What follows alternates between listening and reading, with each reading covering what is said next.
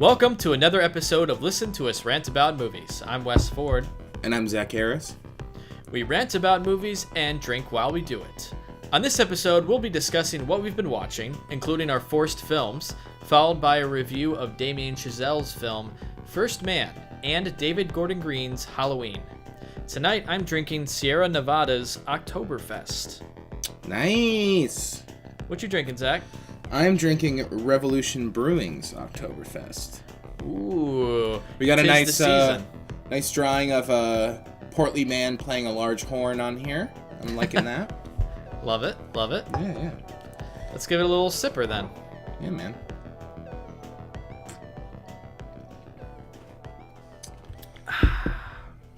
Good stuff. How is it?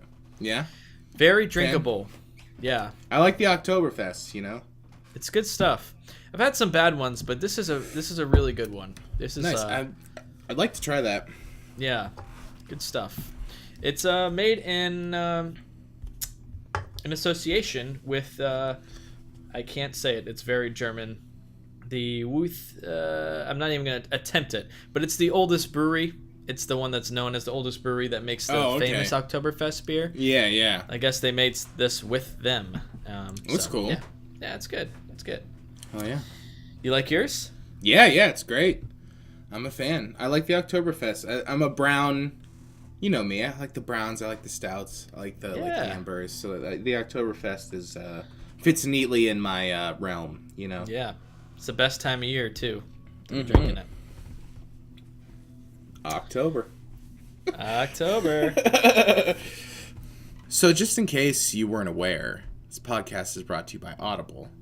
You can get a free audiobook download and a 30-day free trial at www.audibletrial.com/LTURAM. You can choose from 180,000 titles on your iPhone, Android, Kindle, MP3 player. And if you like what you hear on this episode, remember you can find other episodes of our podcast on Apple Podcasts, Google Play, Stitcher, YouTube. Very nice, very nice. Zach, let's get to our forced films.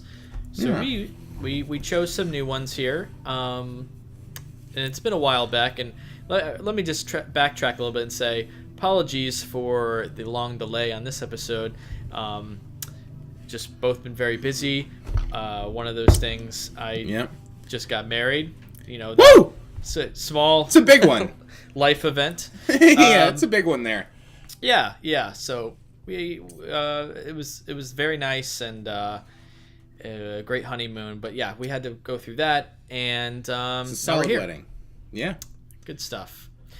But anyways, what we chose for our forced films, Zach chose for me to watch Stroszek by Werner Herzog, and I chose Macbeth by the great Poman Rolansky. Yes, that old guy. For Zach to watch. So Zach, what did you think of Macbeth?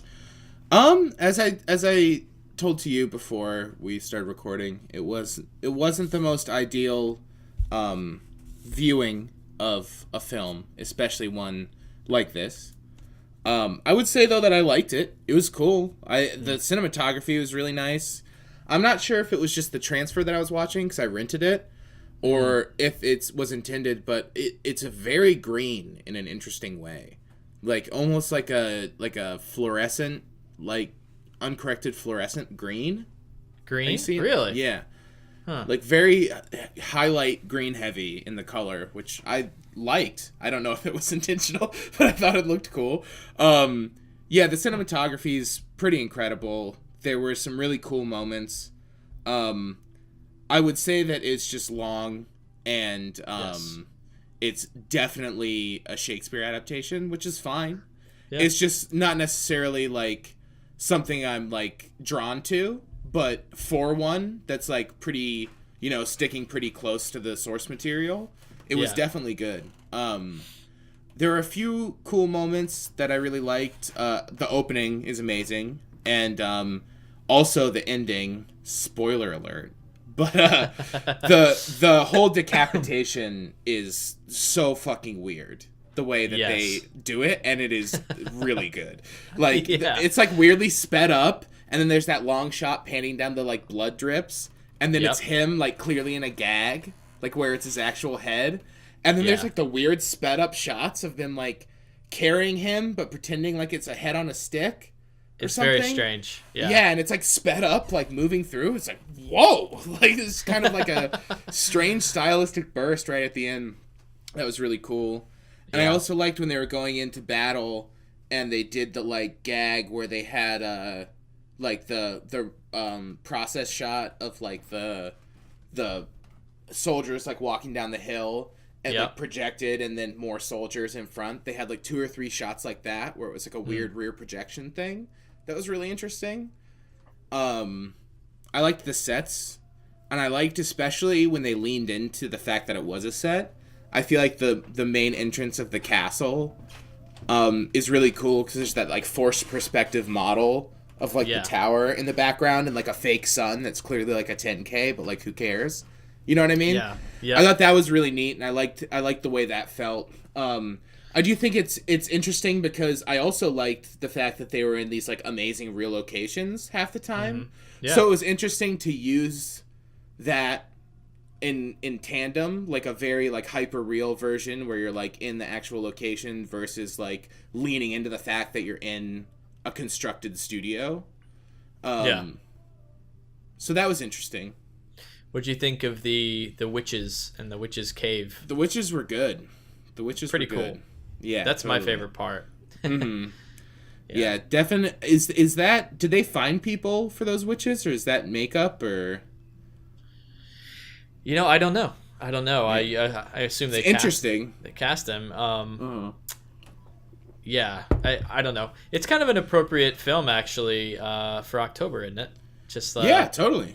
It ended up being perfect to talk about this month. Yeah. I'd say one of my major things with it was I thought, but it's hard because I feel like most of the things I feel like are well intentioned, but they maybe just like didn't work all the time. You know what I mean? Yeah. Like it feeling very setty. Like I feel like when there was a background or something, it worked. But then when they're like in the like main hall, it kind of just looked like a little overlit. You know. Mm-hmm. But the color timing was really cool. But also, in that respect, the way they presented some of like the soliloquy as like internal versus external monologue, where he's like saying things in voiceover, but then will like say 2 lines like out loud, but then it'll go back to voiceover. Sometimes was really interesting the way that would switch, and sometimes was like, who's he talking to here? You know what I mean? Like why is he just like standing here doing that? That's Shakespeare, though. It's yeah, totally. But I feel like when it's film, it's interesting. It's like an interesting angle to play with the reality of people doing that versus internal monologue, which is something you can't really do when you're like performing. Yeah, totally. But I didn't think it was always successful, but it was like well intentioned. Yeah, fair enough. It's curious. I think you watched a different transfer than me for sure, because I did not watch the Criterion transfer. I watched it on Criterion the first time, and that looks pretty good. Very good transfer. Still has a lot of like heavy graininess, but it's still it probably didn't have so much of like a color shift as what you had. Yeah. But yeah. Yeah, it wasn't necessarily like a green wash. But it looked like if you went into the color and you took like your highlight wheel and just like pushed it like to the green, it was like almost like green edges or like, and like I was saying, it was like a yellowish green, kind of like if you didn't like adjust like a fluorescent light. You know what I mean? Yeah. Kind of felt like that a little, but I mean, wasn't a negative. I thought it was kind of cool. but Yeah, it could be cool. Yeah, Yeah. It probably was a transfer that was just taking the original film and just like transferring it to digital with absolutely not no like a cleanup. restoration. Yeah, no restoration probably. Because the quality was good. Like I rented it on Prime, and it definitely was not the Criterion transfer for sure. Yeah. Cool. Also, we'll say the scene where he stands on like the shield thing and everyone lifts him in the air is incredible. Yeah, that's pretty great. And then it just cuts that giant wide shot of him standing like this on top of all these people holding him up. Amazing. It's pretty badass. Yeah. So what kind of rating would you give that? I'd probably give it like a 4. Nice. Fair enough. Yeah. Yeah, just it's an interesting watch, right? It's yeah, totally. It's Roman Polanski. It's my favorite Shakespeare play. I just love the hauntedness of that of that whole play. But yeah, glad you enjoyed it though. Yeah, very violent too. Didn't touch on the violence. Very it was violent. like blown away in the beginning when it was just like them walking around on the beach, like making sure everyone's dead. The guy just walks up with a flail and just like, ah! Just like smacking him in the head with the flail. It's like, oh my god. Like, yeah, very violent. Yeah. Yeah. Cool. All right. Well, what'd you think of Stroszek, bud? Stroszek. I liked it a lot. It's a pretty fucking crazy movie. It's a really crazy movie, and it went in way different directions than I expected, especially the end. And these films are old, so we can talk spoilers, but I went into this not knowing anything about it. Excuse me, other than just the basic description that they were trying to get to America and Wisconsin. Yeah. So the beginning is like pretty brutal, and you feel for these characters, and they finally get enough money, and then they go to America, and in a way it felt culturally relevant right now because it's sort of about immigration, and so that was interesting. I think it'd be a good 2018 watch for anyone who's never seen it. Because it does deal with immigration and how they're trying to achieve the American dream. But it's also a very pessimistic film in the end because it's like very bleak. It's like, fuck, shit's not that. Yeah. It's not what they thought it would be. It's not how they thought things would turn out. And I think the whole middle of the film felt like just a documentary. Like it just felt like, because there's hardly any music once they get to America, and then up until the end, it's just literally following their lives, like trying to survive in this rural Wisconsin town, right? And, them just trying to struggle and make money and live their lives, and I was like, this is interesting. And then the ending just goes way off the deep end and goes in a direction I did not expect. It's in my opinion, like one of the best movie endings like I've ever seen. I fucking love it. I love the ending. It's so good. That fucking chicken, man. Oh my god, it's amazing. It's good. It's definitely bleak. That track got a little obnoxious near the end. I was like, fucking turn off already. Oh yeah, definitely. I feel like part of that's a little intentional though. Yeah. But no, the ending itself was great, and the robbery, didn't expect that. And it's just like, man, the language barrier really fucked up these people's lives. Yeah, it's too. Like it was a lot of it was the language. Like, so yeah, it started out so hopeful, so optimistic, and there's like these great shots when they're in America and New York, and as they go and they're road tripping out west, and you're like, oh man, America, what a great place to be. It's very hopeful. And then it just kind of becomes it's just like desolate at a certain point. They're just like sitting in that house, and there's just like nothing, and and they couldn't afford their housing, and then the girl abandons them. It's just like, this just sucks. But yeah, it ends up on a downer, but the journey itself is very interesting. Yeah, I think it has a lot. There's a lot there. Also, there's a lot to say in it. Yeah. What'd you think of Bruno S? Main guy. I thought it was good. I thought it was interesting that he seemed a little out there, I'm not certain, but I believe he's he's total like non-actor that. Yeah, no. In real life, he had a hard life. He had a really hard life, and so he was almost like a good casting because he was like a real person that fit the role. Yeah, believe he's schizophrenic as well. I could see that. But yeah, just really interesting choice. He's also in if you like that, you should watch The Enigma of Caspar Hauser. Have you seen that one? No. It's also starring him. I think it was made before Stroszek. But it's kind of like this weird mystery thing about a guy who's like can't walk and can't like do anything, but him just kind of like making his way through life and like escaping this guy who's like keeping him like locked away, and it's a pretty insane movie. But yeah. Nice. Yeah, I thought it was pretty good, and I like the mixture of the German and English language. Totally. Just all together. Yeah, good stuff, and probably one of the better Werner Herzog films I've seen. Yeah, I think it's I don't know if it's his best movie, but I think it's my favorite of his movies. I think it might be up there for me. Yeah, it's pretty good. Pretty good. Yeah, I'd give this one 4.5 stars. Nice. Yeah. Hell yeah. Very, very good film and good recommendation. Hell yeah. Glad you liked it. Yeah. So what are we picking for next time? I picked a seasonal one for Halloween. Lair of the White Worm by Ken Russell. Very nice. That's a 1988 film, correct? Mm-hmm. Yeah. Year I was born. Nice. It's not like especially like I definitely like it, but it's not like a 5-banger like you gotta fucking see it. But it's just fun, and it's unique, and it's really weird. And I think it's a nice not necessarily a horror slasher, but it's like spooky. You know what I mean? It's a nice spooky watch. Okay, I'll squeeze it in before Halloween. Yeah, it's got a weird tone. I like things that kind of have, uncategorizable tone.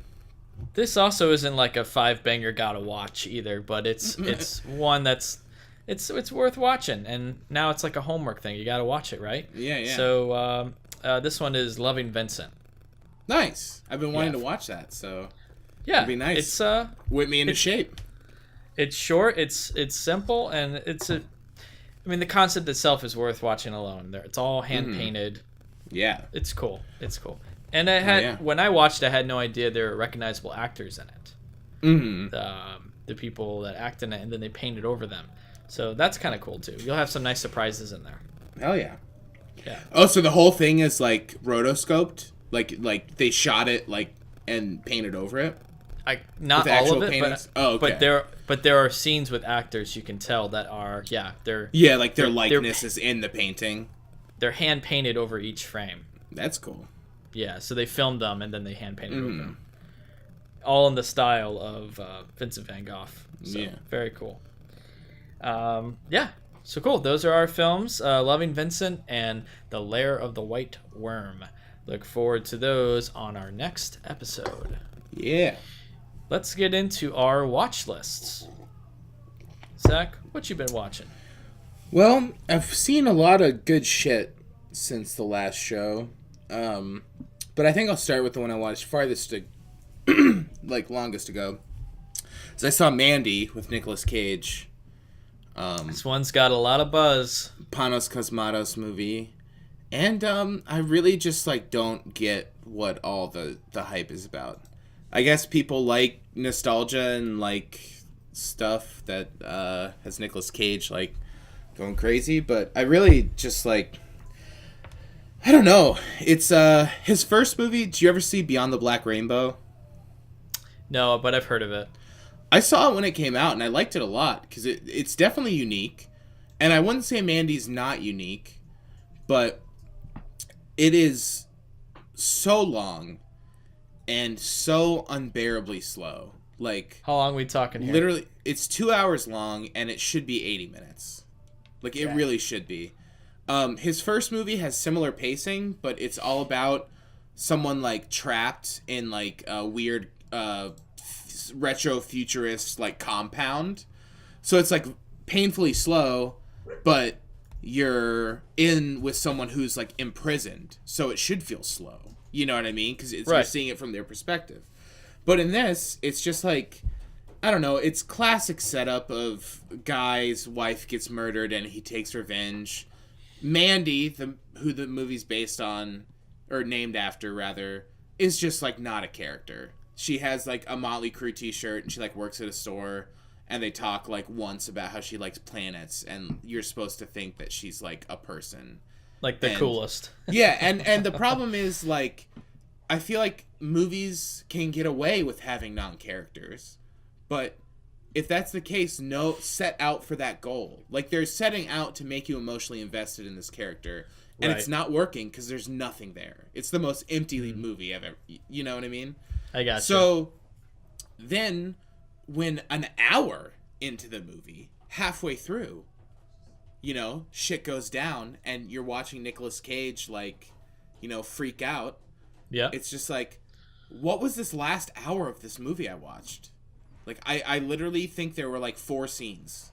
Like, and each one was 20 minutes long. You know, like, it's just so fucking slow.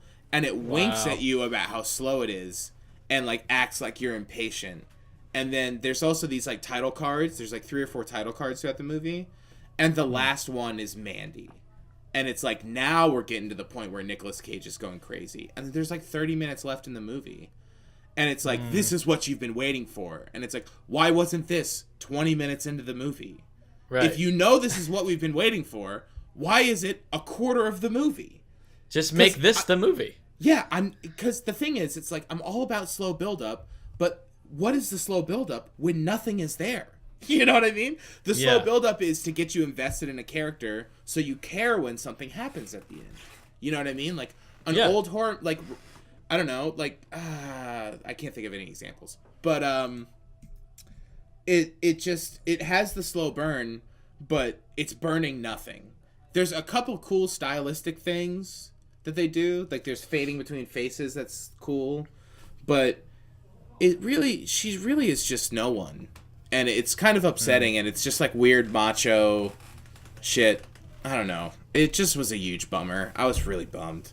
I saw this in the Predator back-to-back double feature, and it was the worst. It was the worst double feature.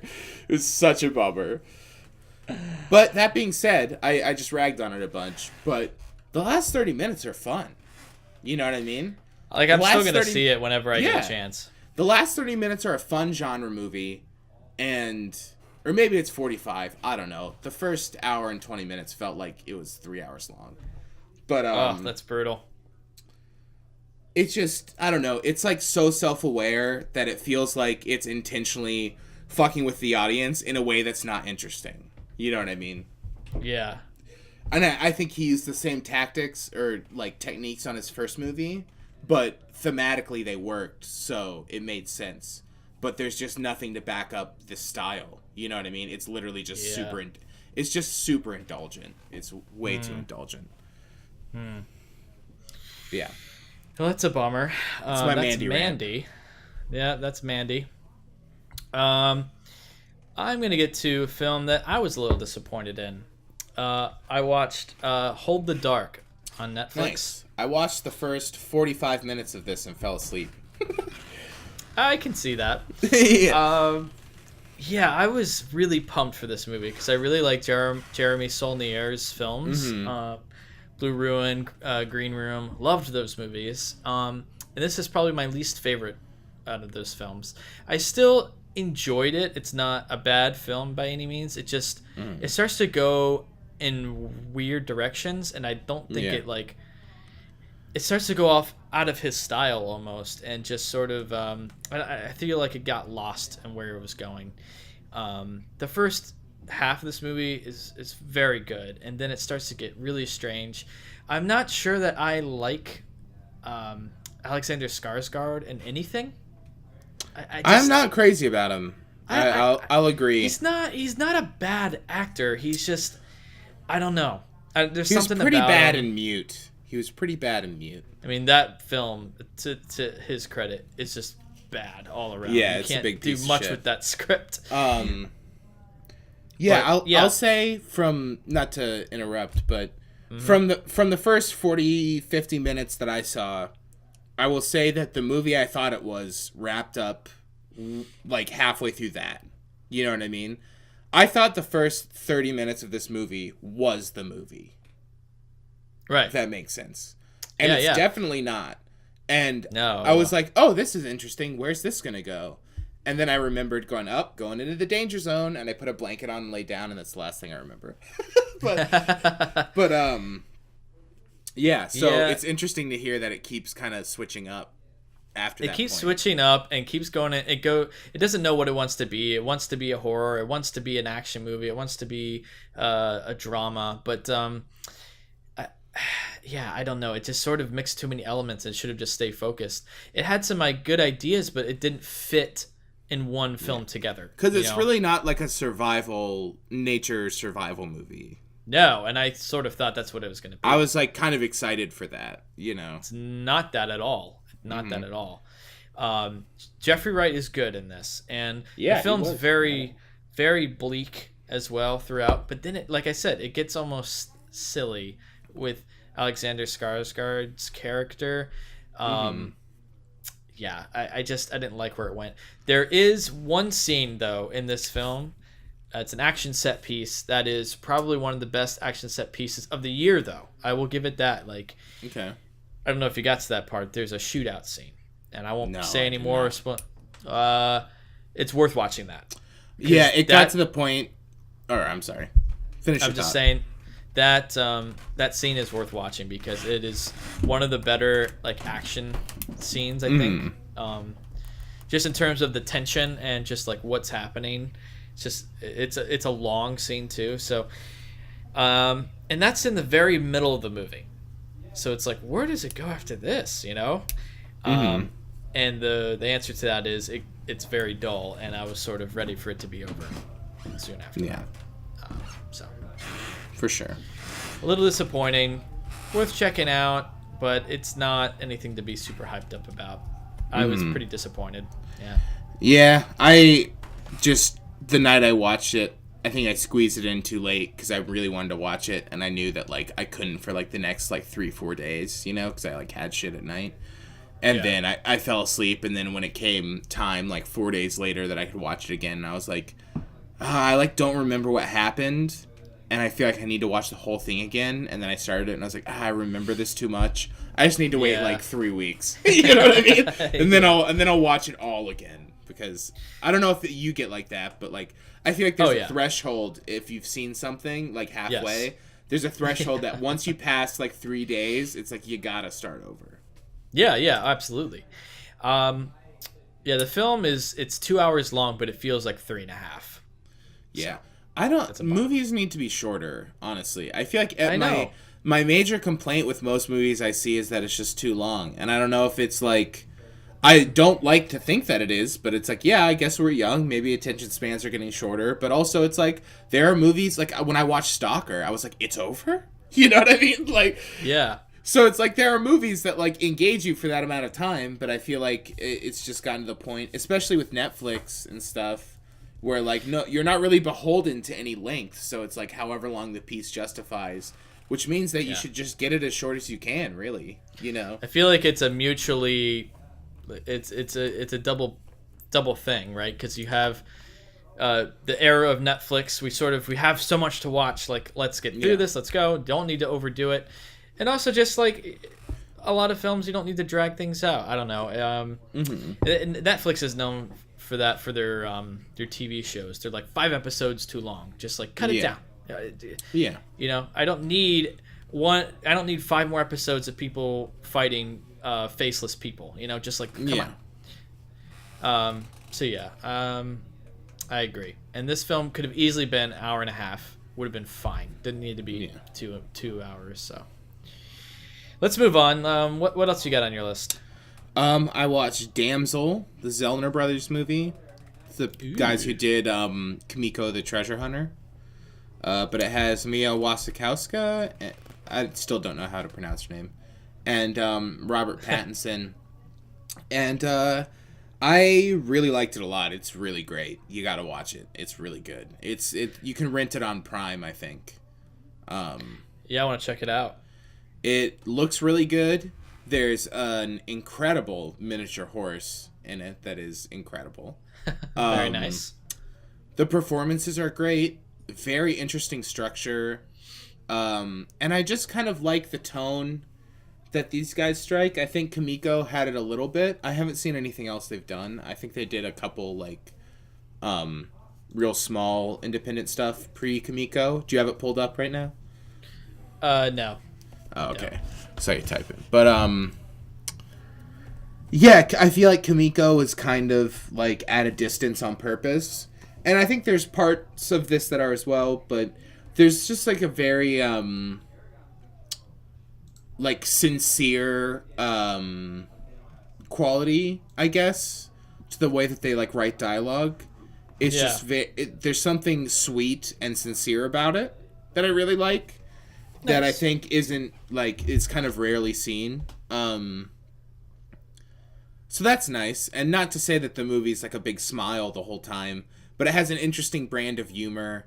And, yeah, I don't know. I guess sincere is the only word I can really think to Is it like a say good about it, Western? Does it feel like a Western? Yeah, it doesn't necessarily feel like a classic Western. But there's, like, Western elements in it, you know. Like, I feel like they play on it visually some, but it really is kind of its own distinct style, but I feel like it fits in, like, a Western sub-genre. Not necessarily like in, like, a shoot-'em-up Western, but more character-based. Like a Coen Brothers Western. I guess we'll see how Buster Scruggs is. But if that shit's good, this is a fucking good year for Westerns, dude. Yeah, so I'm trying to get a little pumped because Red Dead Redemption 2 comes out on Friday. And totally. I'm ready for that game, but I might squeeze this in because I got to get in that Western mood, you know what I mean? Yeah, man. Well, it's definitely not like a shoot 'em up good, like, action Western, but there's some nice Western elements you might enjoy. Okay. But yeah, I hope Buster Scruggs is good, by the way. I'm sure it will be. It looks good. It looks good. So, does that conclude Damsel for you? Yeah. Okay. It's a banger. You should see it. So, another thing I watched, I finished Ozark Season 2. Nice. You've seen this show at all? I've seen maybe one of the first episodes. Maybe the pilot, maybe episode 2 or 3. But show's really good, dude. The show is That's what I've heard. Really good, and I really got into the Season 2. It's brutal. It's relentless. These people find themselves in this situation with the mob and other people they get involved with, and they become criminals. And it's been related to Breaking Bad, but it's its own thing. It's completely its own thing. And so I don't know. It's really good. You got to check it out. I remember the one I saw really liking the opening title. I don't remember what it was, but thinking it was like super cool. Yeah. Was it like symbols or something? Yeah. Every episode is a set of 4 different symbols in the O. Mm-hmm. And it all relates to what happens in the episode. Yeah. So every opener is different. But this episode definitely gets a lot darker. The characters grow in separate directions and directions you don't expect. And that's what makes a great show, too, is when each of the characters have their own arc and their own path. Yeah. And even the kids have their own arc and their own path that they're on. And totally. It's just really well written. And it just makes you like clench your fist in anxiety sometimes. And maybe that can be too intense for people, but it's a really good show. And it looks fantastic on 4K. So 4K Netflix, baby. Check it out. Hell yeah. Check it out. Yeah. Will do. All right, so just following on this Western trend here, I also saw The Sisters Brothers. Nice. John C. Reilly, Joaquin. This movie, also a fucking banger. This movie's incredible. I absolutely loved it. Gotta see it. It's a really interesting Western. Plays on a lot of like Western convention and kind of subverts it, but not in like a cheeky way. There's something just really sweet about it. Feels very real. Like there's a weird thing where John C. Reilly like buys his first toothbrush.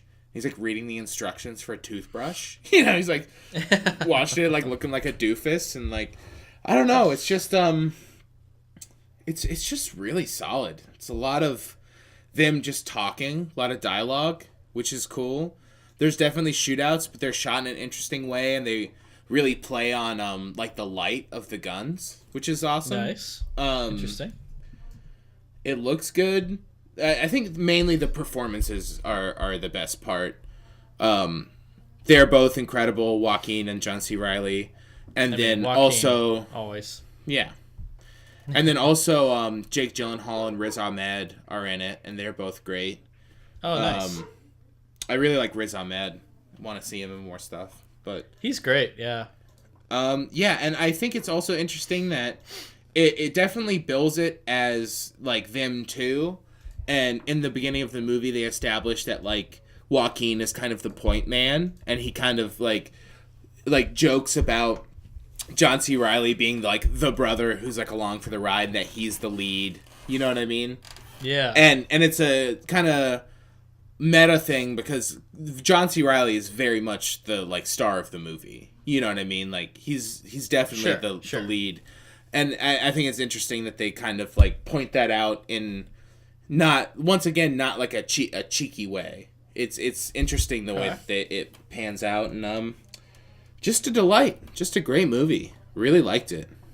It's fucking awesome. It's finally playing over here, so I might have to go check that out. Yeah, man. It's fucking awesome. It's really good. You got to. Yeah. It wasn't playing when you went to see it, and we talked about reviewing it, but gotta see it. I'm really, really curious. It's fucking killer. Love me some Jake Gyllenhaal as well.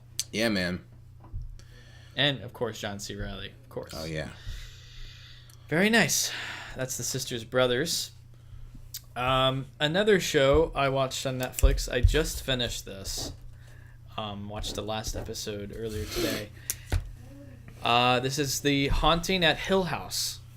If you want to watch a pretty good story about ghosts and a family sort of ripped apart by this haunting at the house that they grew up in,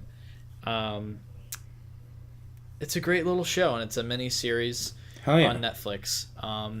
Very scary, but very well written. It's more about the story of the family and how basically they're fucked up after what happened to them when they were kids. Yeah. And there's several puzzle pieces that are laid out, and it takes until the very end for you to figure out what exactly happened on this like essential night where everything went down. And yeah, it's great. It's a really great acting piece. As someone who was formerly in thespians and acting, I feel like it'd be a great thing to have like a ensemble play with. Like it's really good acting constantly. And there's really cool like one shots, just one take shots, nice, going around the family as they're arguing, talking for a long time. So it's very interesting. Looks very good. Check it out. And yeah, it's spooky. Good thing to lead into Halloween. So that's The Haunting at Hill House. Good stuff. Nice. It's only 10 episodes. Hell yeah. Hour each though, right? Yeah, about 45 minutes to an hour. Yep. Okay. Nice. One thing I do like about Netflix is that they're not, since they're not beholden to time, that it's not like expected that an episode will be like 59 minutes long. You know what I mean? That like the show is just however long that story episode sustains that episode, you know? Yeah, there's no need for commercials now. Yeah, there were other like I know The Nick is like that a little bit too, and I know other shows do it, but I like HBO. That becoming more of a thing where it's like your episode doesn't need to be a round number. Who cares? However long it needs to be, that's how long it is. And I think sometimes that backfires because people might get a little greedy or indulgent, and then they make it longer than it needs to be. But I also like that you don't have to pad that shit out, you know. Yeah. If you don't want to. Like the final episode, the finale was the longest one, and that's an hour and 10 minutes. Makes sense. They got to wrap up and take the time with it, and that's fine. Yeah, totally. Fine. All right, what's your next one? Only thing I saw at Chicago International this year was Vox Lux by Brady Corbett, with Natalie Portman, and it was pretty incredible. I thought it was really, really good. It was a strange one. It's very unique, interesting structure, interesting style, but felt good, and not good feeling, but had a good style. And I was very just interested by it. And after it ended, I thought about it for a long time, and I kept thinking about it.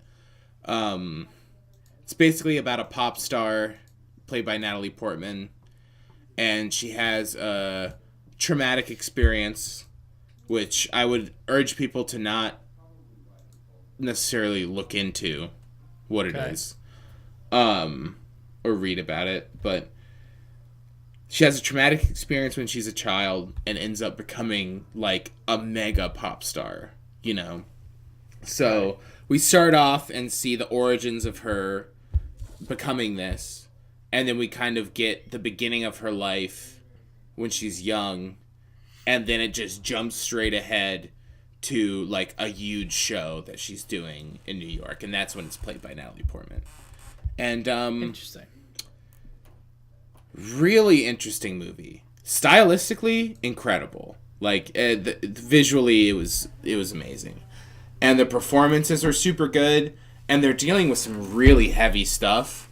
And there's these nice moments of humor that come through, and I'm surprised that I'm laughing because all this shit was happening that is just so dark and terrible.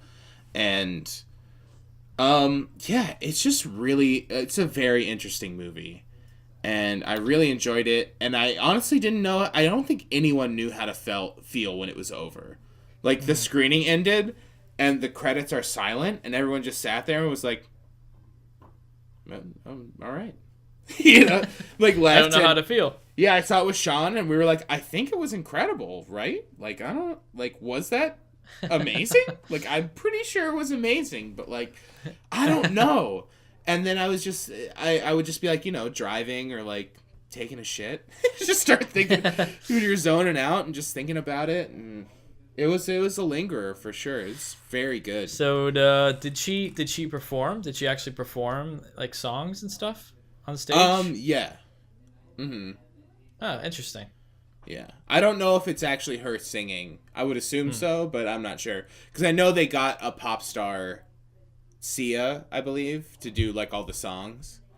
But yeah, okay. And then also the score is amazing. They got Scott Walker to do the score, and it is just so good. It's a really good movie. You got to check it out when it comes out. It's fucking amazing.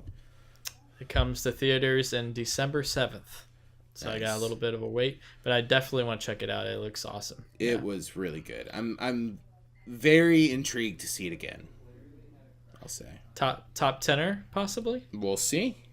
It's a 5-banger. I'd say that it's a 5-banger for sure. I mean, that's gotta be up there somewhere, right? Yeah. All right, that's cool. That's Vox Lux. And the last thing I'll talk about. There's not much to really say other than I just started watching Daredevil Season 3. If you've seen any news lately, a lot of the Marvel Netflix shows have been canceled, specifically Luke Cage and Iron Fist. And, not upset at all. Don't care. Couldn't watch Luke Cage Season 2 at all. Iron Fist Season 1 was brutally terrible, and I just grossly to watch it. Grossly miscast. What is that guy doing as Iron Fist? Are you guys serious? Yeah, he's horrible. So I had no interest in watching Season 2. So I totally didn't get why they canceled it. In Season 3 of Daredevil, I'm totally digging, and I hope that they don't cancel cancel Daredevil or Jessica Jones, because her show's great too. But Daredevil season 3 starts with the aftermath of the Defenders show, and basically Matt Murdock was presumed dead, but he comes back and sort of brings in some classic Daredevil villains, and you get more long one-take fight scenes down hallways, which are always nice, and Nice. It just looks fantastic. So Daredevil's still the top of the Marvel Netflix shows, and if you're into that stuff, check it out. And I'm enjoying it so far. Hell yeah. Yeah. That's Daredevil season 3. My last thing that I'll briefly mention is I watched a movie called Body Melt. Have you ever heard of this movie? No. I'm not sure who directed it, but I believe it's the only thing they've done. Australian horror movie that is, I don't know if it's like great, but is just very interesting. It's very unique. Or I guess, unique is a better word than interesting. But it's basically like a weird vitamin company makes this like mix and are testing it, and it's supposed to like improve, your energy and alertness, stamina, all this stuff. And they test it on like a cul-de-sac, and it's just basically kind of like a cross-cutting anthology, kind of like an ensemble movie about all the different people in this cul-de-sac and how they react to this like weird poison that like makes people's body melt, and their like neck opens up and tentacles come out, and it's all this crazy shit. And it has a very distinct like late 90s or maybe early 90s, I don't know what year it was, but very distinct electronic score. 93. Interesting. That is just so bizarre. Just a fucking bizarre ass movie that is kind of amazing at times and also kind of a big piece of shit, but like very fun to watch. Right on the border. Yeah, it's a good Halloween watch to like grab if you're like drinking bevs, looking for something kind of stupid to watch. It's good because it's definitely dumb, but it's very unique, and the score is really weird, and it's just all so strange in a nice way. Like the vitamin company inexplicably just has like bodybuilders as the people who work there. They're just like, every time it cuts them, it's like these like men that look like if you like poked them with a needle, they'd like pop. Just like walking around with boxes of it. It's like, it's super weird. Interesting. Worth a watch. All right. Body Melt. Where could you watch that? Prime? The Blu-ray company, Vinegar Syndrome, just put out a Blu-ray of it. That's how I watched it. But I think it might be on Shudder, if I'm not mistaken. I might be mistaken, but I feel like a lot of the Vinegar Syndrome titles, I feel like it could be on there. are coming on Shudder. So I feel like I saw it on my Prime a couple weeks ago after I bought it, and it was like, great. Nice. All right, cool. So now let's move on to our first review, a spoiler review of First Man.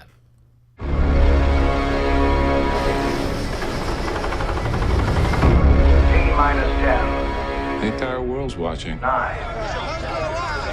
8. Do you question whether the program's worth the cost? 7. In money and in lives? 6. 5. What are the chances you're not coming back? 4. Those kids, they don't have a father anymore. 3. So you're gonna sit the boys down 2. and you're gonna prepare them for the fact you might not ever come home. 1. Do you think you're coming back?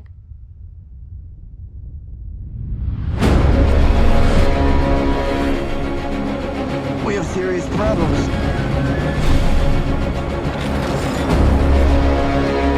We've got this under control. You're a bunch of boys. You don't have anything under control.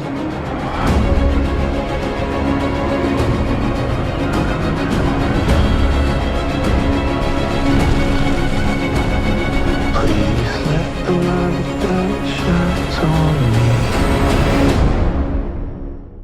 That was from the trailer of First Man, the new film by Damien Chazelle, following the life of Neil Armstrong and the legendary space mission that led him to become the first man to walk on the moon on July 20th, 1969. So, Zach, how did you watch this film? I saw it in theaters. Did you see digital? Did you see IMAX? Digital, I believe. Just regular? Mm-hmm. Yeah, because watched we were this going to on- record before, and it was like crunch time, and so I had to go. I couldn't go big, you know? Oh, man. Well, I went IMAX. Nice. And I'll say that there are scenes that are worth it, but I didn't necessarily really enjoy it in IMAX. Mm-hmm. Specifically because there are scenes that are very shaky camera. But let's Zach, what did you think of the movie? I didn't really like it that much, honestly. No? I didn't necessarily think it was bad. I just like...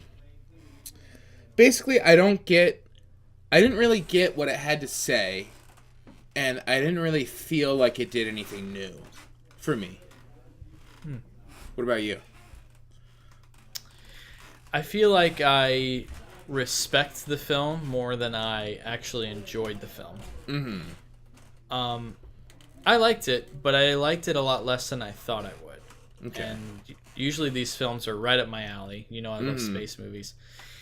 And Damien Chazelle, I'm usually a big fan of his films. I like all his films so far, and this one was sort of underwhelming.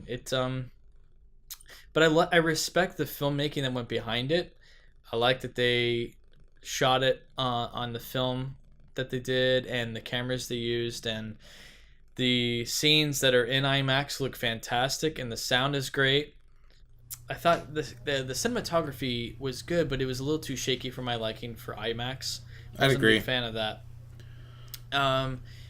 And I thought Ryan Gosling's performance was good. It was, he's usually stoic. It's his usually his internal self that he usually has when he plays any kind of role. But this is like a more extreme version of that.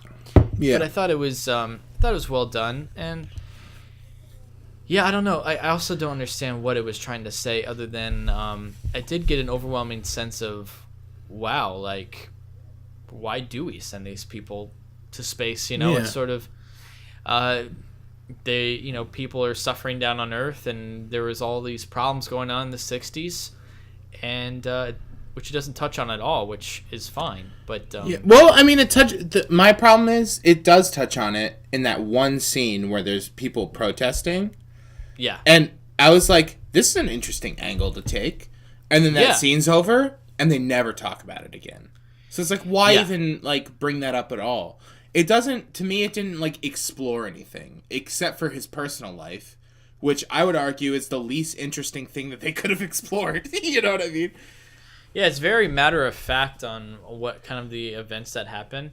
And I feel like, it does introduce that one protest scene, which was interesting. It was like, ooh, we've never seen this before. And the film isn't at all like, oh, America, patriotic, bah. Yeah. So that alone is a unique angle. But I feel like it should have either gone all in or not at all on that concept. Yeah. I think, yeah, totally. And for me, I would say, I guess it's an inherent flaw with the idea of this movie. Because like I was saying, it's like, I think I would have rather watched a movie about this same event that I just don't understand what's interesting about Neil Armstrong aside from the fact that he's the one that did it.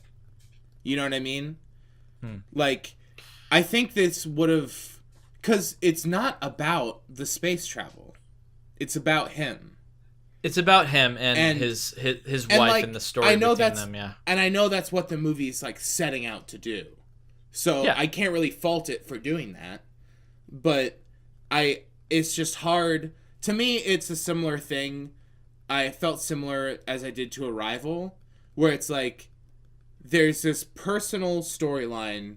It's definitely different, but there's a personal storyline that they're focusing on, when to me, I'm just like, get back to this other stuff, because that's what's interesting to me. Like, I don't think they really didn't go into, like, the logistics of the mission really at all. And I think the most in-depth thing that they do about the space flight is when he draws that, like, one line on, like, 2 boards. Yeah. You know, like, it's really not about that. And once again, it's like, well, that's not the mission of the movie. So, like, I can't really fault the movie for not being about that. It's just unfortunate because I don't... That just seemed more interesting to you. Yeah, and I don't really get what I'm gaining more so from learning about Neil Armstrong, because in the movie he's just stoic and kind of, while I mean that's clearly I guess how he was, and like obviously he's had terrible things happen in his life, and like that's, I'm not trying to write that off, but also I didn't feel like it gave me enough to make that, to justify that being what I'm watching. Well, let me say this. I think the intention of the film is to show this one man who is driven because of this incident, which I'm sort of, with his daughter dying. Yeah. And we're going to spoil this and it's also history, so whatever. His daughter dying sort of becomes the catalyst for what drives him to this like perfection, to do, no matter what it takes, he will go to the moon or do whatever it takes to exceed in his career and his job and whatever.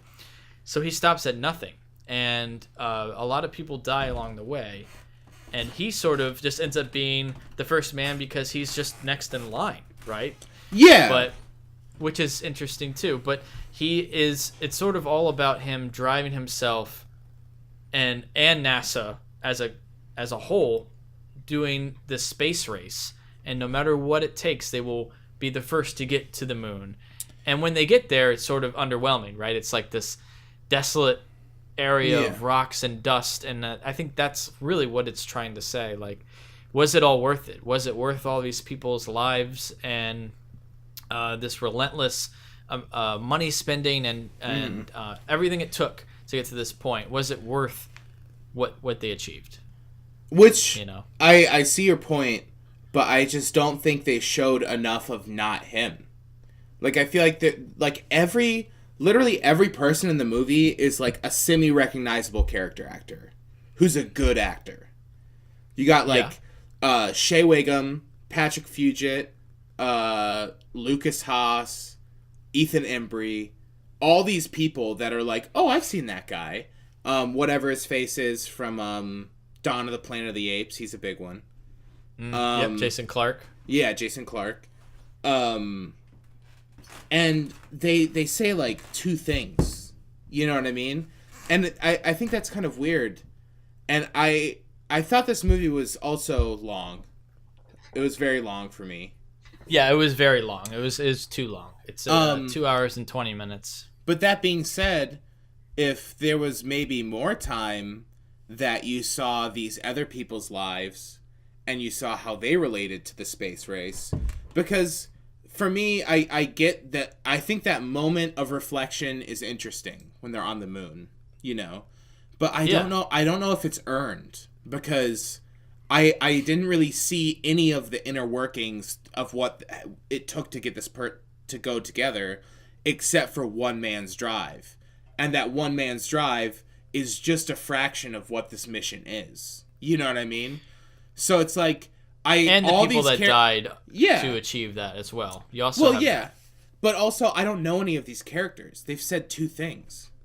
You know what I mean? It's like it's sad that they die because they're related, or they're not related, but they're friends with Ryan Gosling's character. So it's like you try to feel that through him, but really you know absolute shit about any of them.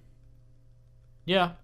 They're all just kind of a face, and I think that's maybe why they cast recognizable actors that aren't like distracting, but it kind of was Lincoln syndrome for me, where it was like, oh, it's that guy, oh, it's that guy, oh, it's that guy, oh, it's that guy, and it's like, oh, he's like Shea Wiggum's in this movie, sick, I can't wait to see what he does. Oh, he has one line and then he dies, all right. You know what I mean? Like, it just, I don't know, it felt heavily edited to me, and I think, once again, I just keep coming back to, I guess, just a Neil Armstrong movie isn't for me.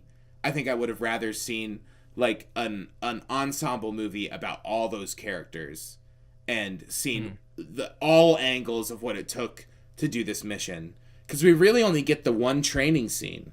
Also, like, there's the multiple flights into space, which is intense. Yeah, and I'd say my favorite scene of the movie is the first flight into space, where they really make you realize that you're in a man-built machine. And I did think that was a cool angle. Let's before we get into that, let's just backtrack a little bit. Okay, yeah. And I just want to mention one thing. We're talking about how it's all about Ryan and everything else and Neil Armstrong. One thing we haven't mentioned, and I feel like it's an essential part of that conversation, is I feel like the most interesting character was probably Claire Voy's character, Janet Armstrong, where she actually, and I do respect them for this, that she's not just like, in a lot of these movies, the wife is usually just like this mindless, naggy kind of a woman that's, I'm just here to tell you shouldn't do this, and blah, blah, blah, and what about the kids? And she has a little bit of that, and it also is of its time, but she is also very much her own person, and she has her own personality, and she feels like a human being. And I really did like what they did with her, and I thought Claire Voy did a good job performing that. I like her as an actress a lot. She's good. She's great, and you really felt her pain too. Like, she's like, no, you're going to tell the kids that you may not come back. That's your job. And like, that scene was great. I don't know. I just feel like that was worth mentioning because it is.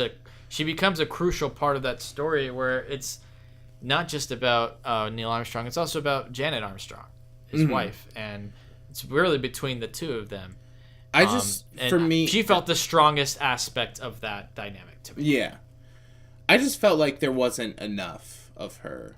Because while I agree that she kind of defies the convention of not just sitting and worrying, and that she actually is proactive and does something about it, she is still pretty much seen sitting and worrying. And talking to him. Like, I would have liked to see... I think it's interesting to see the mundane stuff that's happening, because most of the time she's used as a device to cut to when something is actually happening at that moment to Ryan Gosling. Yeah. Like, it's cross-cutting between... And I would have liked to see her just, like, be doing, like, I don't know, like, grocery shopping, or, like, driving kids to school. Hold on, you see her, she has friends. There are times where she's hanging out with her friends. She is doing things outside of just being a wife. And she even talks about why she even married him. You know, the reason that she did was because she thought he was boring, you know, basically. I don't know, I feel like there was more there for me. I agree that there's more there. She does do things like I said, she does hang out with her friends. She's talking to her friends. She's not just hanging out by herself. You do have to agree, though, that about 75% of her screen time is either listening to that radio or, like, in dialogue with him. But what else would she be doing? Her wife, her husband is up living on with the fucking fact moon. that she has to do normal shit while her husband's in space. I think that's crazy.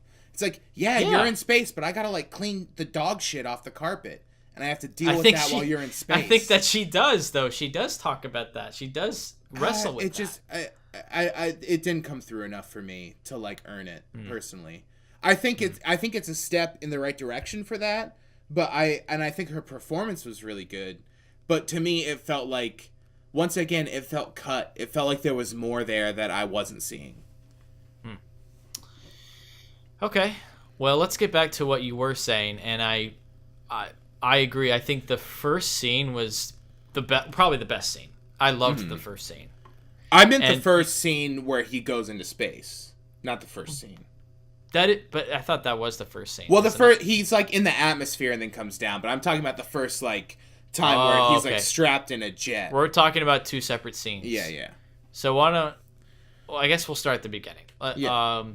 So what I was saying was, I thought my favorite scene was the one where he's like in a plane, right? Literally hitting on the atmosphere, and like that is a terrifying concept that it's crazy. I don't feel like has ever been introduced before. That he's like on the edge of the atmosphere, and then he's like the thing is rattling, and it's like literally could fall apart, and boom, now he's outside Earth, and he's skidding on, I think it even says here, bouncing off the atmosphere. It's like, Yeah. wow, like that's It's pretty crazy. terrifying, and I never really thought about it like that. I don't know. I thought that scene was pretty effective. Just like Scene was cool. It was a showing- good opening. yeah, like it's a good opening. Just like a good the limits that he would go to. You know, he for space travel. Yeah. But yeah, I think the most quintessential scene is probably the one you're talking about, which is The first The most time he memorable goes in scene. like an The actual first- jet. Or Yeah, I keep calling the it first- a jet, a fucking spaceship. rocket.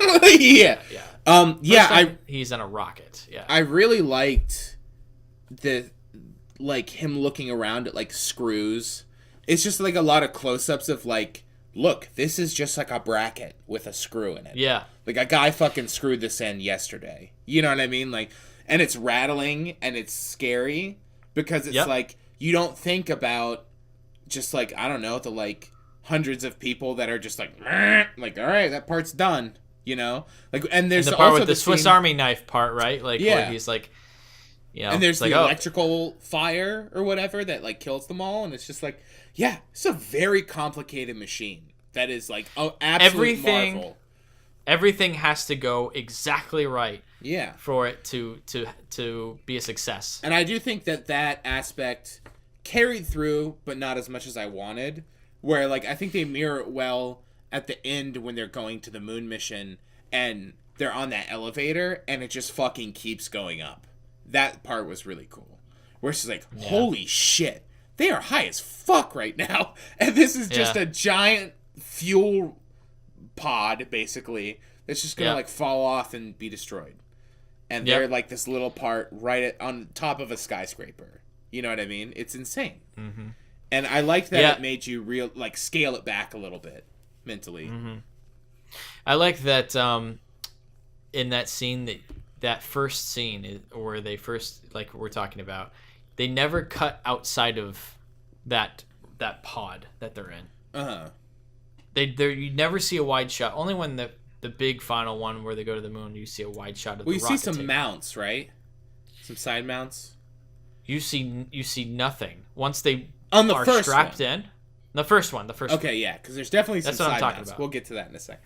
No, yeah, I'm saying for the Yeah. first one, the most intense one, once they're strapped in and they it stays in seal there. that door, yeah, it stays in that it stays in that pod with them, and you even see like a seagull fly by and stuff. Like, it's very intense. Yeah, That you it's and cool. I like that it did that angle because you've never seen it just completely in the chamber with them. Yeah, and I liked how claustrophobic it felt, and just Yeah. seeing the amount of switches. It's just like, holy shit. I just really like the emphasis on it being a man-made machine that they're in. Yeah, Because it's like Totally. you think of a spaceship and it's just like, wow, modern Marvel. And then that's it. And it's like, yeah. But like, there was just like a guy screwing all that shit together and soldering all these Yeah. switches, you know? And it's like, this is made by like people's hands. And I thought literally that was a cool hunk of literally a hunk of metal that's being shot into space. Yeah. Terrifying. Terrifying. Yeah. Um, So let's get to the big scene then, right? So the one when they're actually going to go to the moon, right? yeah. You get some nice wide shots of that. Get some digital shots. You Yeah. can tell of it taking off. Mhm. But it looks good. Real quick, I can't remember which takeoff it was, but there was one where it's wide and they're clearly trying to make it look like a home movie or something, because it like tilts and stops and goes back down, tilts up too far, tilts down too far, and tilts up. And it's like, what the fuck is that shot? What the fuck is I don't that? remember that shot. It's honestly disgusting. Like, I was like, cut this shot out of the movie. Like, it felt like it was like trying to be like a 16mm camera on the ground that like is like looking Yeah. at it, but it's like, yeah, the movie's handheld, but the movie isn't like presenting that it's like shot from like consumer cameras. Like, Right. like what is this? Like a very purposely gross camera move. That limp dick on that one. but I can't remember if that was which launch that was for. But I don't did think, remember that. I one. liked the shot on the moon where it came out of the thing and then kind of like steadied and was still, like when you first actually see the moon. Yeah, totally. I think it's great. And yeah, that was cool. I like how much time you sort of spend in that space, and you're just like, it's just this rush, intensity. Things are shaking, like it's so intense to get to this spot, and now they're there. Now they're on the moon, and it's just dead quiet, and yeah, it's just nothingness. And that's what I think was sort of part of the point, was like to emphasize, you've gone through all of this. People's lives have been destroyed. Families are ripped apart. You've spent all this money. Now you're here. And now it's just emptiness. And there's a sort of beauty to that, and there's sort of just like, was this all worth it? And I think maybe to Neil Armstrong, it probably was, But yeah, I think that it's very cool, and it looks like the fucking moon, Did a good job. It looks like the moon. So. Hey, what do you want? It looks like the fucking moon. What are you gonna do? They're on the moon. I mean, honestly, though, the movie would have been way stronger if it just ended on the moon. Yeah, I agree. Like, why do we need to see him come back to Earth, and then he's quarantined, and then they walk up and look at each other? What the shit? What's that fucking shit? Didn't like the ending. Adds nothing to the movie. Honestly, and it wasn't earned. Half-star bump if it ended on the moon. Maybe full star. For just having a bold ending. The ending was bullshit. It was a bullshit ending. I thought. It was a bullshit ending. I'm not trying to be too harsh. I didn't think it was bad. No, it was strange. It was strange. It was sort of like, see, remember, it's about them. Yeah, it was just like, okay, now the moon's done. All right, now he's back. But this they is don't probably say ending soon. They don't say one word to each other. It's weird. Yeah, it's like that wouldn't happen. That wouldn't happen. What is that saying? It's just like, man, everything's different now that he's been on the moon. Yeah, he went to the fucking moon. You know what I mean? Like, yeah, of course. What's different? I don't know. There's been this rift between them this whole movie. And also, I don't know. There's a few things that just like didn't sit well with my tongue. If they had exchanged some sort of communication or words, I feel like it would have been fine. But it's because it was completely silent that it's like, what the fuck? It's just like, okay. Yeah. This is very unfair. I will preface this statement with saying this is not a fair statement, but I feel like I can just see Damien Chazelle like directing this scene, and he's like, and then they're just there, and they look at each other, and they don't even need to say anything. Everything's said with your eyes. And it's just like, yeah, but like they do need to say something, because like, I don't know. Ryan Gosling has been blank this whole movie. I don't know what he's thinking. Well, I guess he misses his daughter. You know what I mean? Like, he threw that bracelet on the moon. I guess he misses her. Like, but I was just like, I don't know. Okay, so they have this rift, whatever. Yeah. He's back home now. That would be forgotten in the moment. In the moment, she'd be like, holy shit, I'm so fucking happy you're alive. Holy shit, yes. You went to the moon. How was the moon? How was the moon? Tell me right now. How was the moon? Yeah, was it good? Was it shit? I want to know how the moon was. Did the moon, was it bouncy when you stepped on it? Was it solid? Yeah. What was it like? Yeah. They really did not sell that ending for me. No. But yeah. That being said, it should have ended with a nice solid hurrah ending of we made it to the moon, and that's it.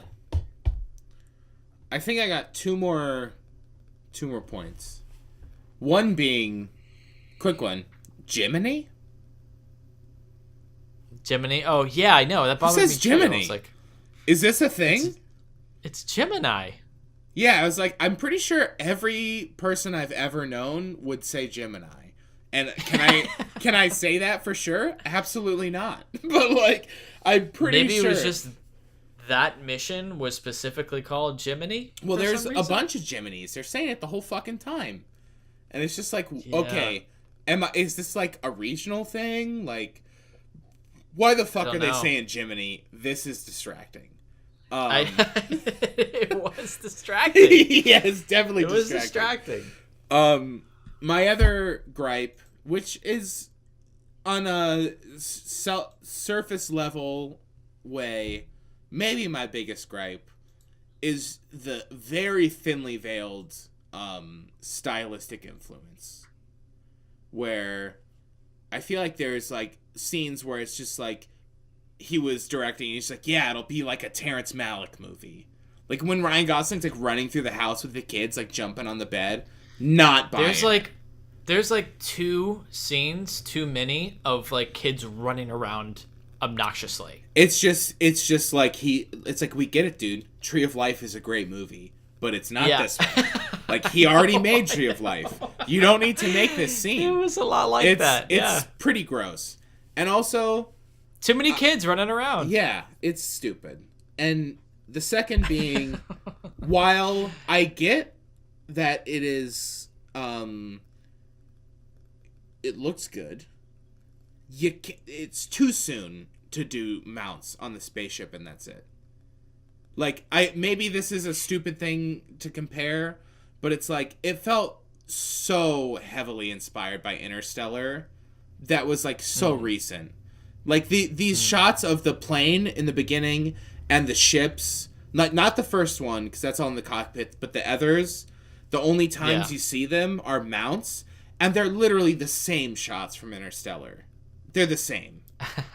It's like a mount on the front, on the left side of the ship, where the ship's in the right side of frame, and then there's one off the right wing of the ship, and you see the wing. And it's like the same shots from Interstellar. And it's like, this movie, Interstellar, came out maybe 3 years ago. Sounds about the time that you would be coming up with the idea for this movie, and you just saw Interstellar and was like, I'm gonna do that. And it's just kind of like, I don't know, think of a fucking new idea. The movie just felt stylistically like it was just, it's just very thinly veiled. Like, for me, I don't know. Like, is there no effort to like be like, hey, I want to do mounts of a spaceship? Well, I don't know. Someone literally just did that and way better. Like, should I do that? It just seems like, I don't know, show a little restraint. Make it your own. It felt, maybe, I don't know. No one probably thinks about this and I'm a dick. But I think you're thinking a little too much into it. It just felt like it was aping Interstellar a lot for me. I walked out of it thinking about Interstellar, and I thought, and like that's not good. And I did think, I like that movie a lot more. Yeah, it's a way better movie, and honestly, it does the same thing. Where for me, Interstellar relies a little too heavily on the like personal connection of him and his daughter. When it's like, I don't know, cut back to the fucking Tesseract that he's inside of. I've never seen that before. You know what I mean? But like, at least that movie has that. This movie doesn't have that. Like, it has the moon, and I get that the moon scene, I think effectively at first, is like bleak and almost not impressive, which plays in thematically. But at the same time, it's just kind of like, what did this movie do that I haven't seen before? And why do I care? And I just like can't really think of much.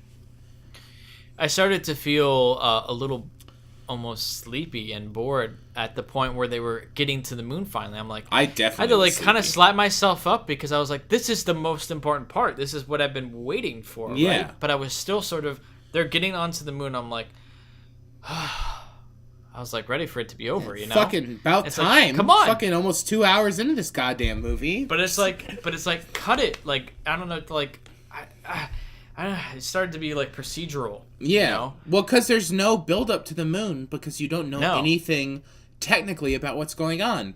And I'll also say it's a weird thing because other movies have complained about exposition. Like in like a movie like Inception, where it's just like, wow, there's just like a lot of exposition and people just like talking about what they're going to do and I don't give a shit. But at the same time, I feel like when it's in a historical context, that's almost maybe the most interesting part. It's like, yeah, we all know they went to the moon. We all know they went up in a big rocket and they flew to the moon and then he walked on the moon. We all know that happened. And like there's the emotional aspect to that they try to add on, but the feat, the like human feat of going to the moon is just like absent for me because you don't see the process of what it takes. There's like multiple missions and they're like, well, we got to figure out how you sling around with gravity to get there, or whatever they say is the one thing that they need to like figure out. You know what I mean? I forget what it is. It's kind of removed from it at this point, but I don't remember. I just like I saw this movie because I'm curious about the moon landing, but I realize very quickly this is very much a movie about Neil Armstrong. And I guess that just means that, like, it's not the movie I wanted. And I guess that's fine. Because it's not... once again, I don't think it was, like, a bad movie. It's just, like... It's not bad. I just don't get who would choose, maybe everyone except for me, a movie about, like, a guy and his wife versus a movie about the process of going to a planet for the first time. Just seems like there's a... Only because there's been so many space mission movies, I feel like this was a take that they decided to do, especially Damien Chazelle probably was like, well, we've never really focused on just specifically the lives of one person or two people involved in a major historical event like this. And they have to make it different. And another thing that they did that was different was all inside the capsule for the first launch or whatever. They have to change this up because there have been many space movies. But yeah, that being said, go ahead. I was just going to say, aside from Apollo 13, there are not really many historical space movies. It's a lot of space movies. But, like, I can really not think of ones that are based off actual historical events. What about Armageddon? I guess I don't know if there are either. In the end, I'm thinking about it. In the end, once again, this is just not a movie for me, and I think I would have rather just watched like a documentary about this subject. You know what I mean? Personally. Or I think it'd be cool to see an ensemble movie about it. But it seems like they're like quantifying this accomplishment to one person, which just isn't earned. Yeah, now that you mentioned that, you should just watch For All Mankind. It's a Criterion documentary. For All Mankind. It's good. I have it. It's awesome. It's amazing. And that really goes into more of what you want. Yeah. Like the technical stuff. Everything around the landing of the moon. In fact, I'm probably going to rewatch that now that we're talking about it. Yeah, honestly, I do too. It's been a while. Yeah, it's been a while for me too. It's just there wasn't enough, because it felt like it was trying to straddle a line, but it was clearly just spending more time over here, and it still just wasn't enough for me. You know what I mean? It's like there were no sides to the dish. There were no sides, and the dish was too small. I'm still hungry. So all right. So it's okay. What would you rate this movie? I'd probably give it like a 2.5. Damn, 2.5? That's bad. Yeah. But I don't know. I mean, it's my enjoyment of it. You know what I mean? Yeah. I'm not saying it's shit. Like I mean, I've talked to people who said like, "Oh, I think I'm gonna go see it." I'm like, "Yeah, you should." Like, people like it. You know, maybe you'll like it. I hope you like it. Right. It's like I wanted to like it. I just like I don't know. It just didn't do it for me. You know. Yeah, I got you. Well, like I said earlier when we first started talking about it, I respect the film more than my enjoyment of it, and I think some of the filmmaking process bumps my score a little bit. I give it 3.5. Nice.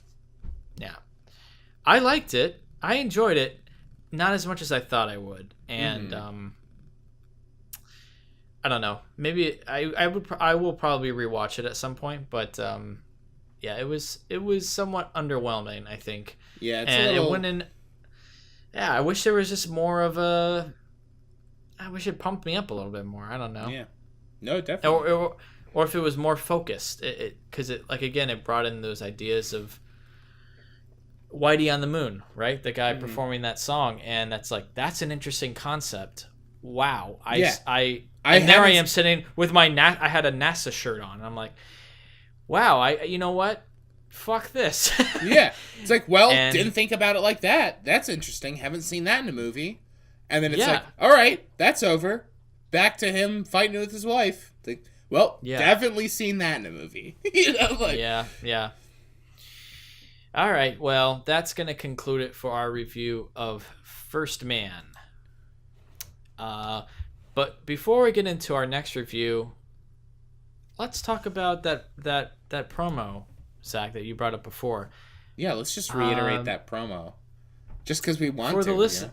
Just because we want to. Listen, for the listeners of the Listen to Us Rant About Movies podcast, Audible is offering a free audiobook download with a free 30-day trial to give you the opportunity to check out their service. It's a great deal, guys. To download your free audiobook today, go to audibletrial.com/LTURAM. Again, that's audibletrial.com/LTURAM for a free audiobook. Hell yeah. Maybe you could find something on the landing of the moon. Yeah. You know? And then you can read that instead of seeing First Man. Exactly. And to be free. So. Yeah, exactly. All right, let's get into our non-spoiler segment of the new 2018 Halloween. We're here to investigate a patient that killed 3 innocent teenagers on a Halloween in 1978.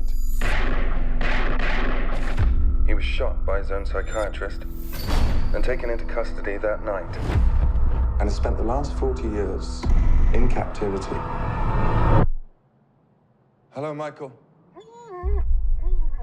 I have something you might like to see.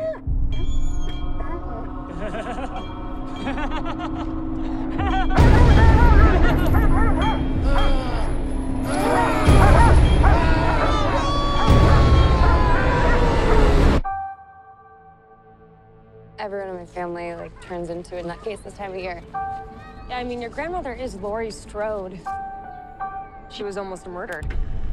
Wasn't it her brother who murdered all those babysitters? No, it was not her brother. That's something that people made up. Do you know that I pray every night that he would escape?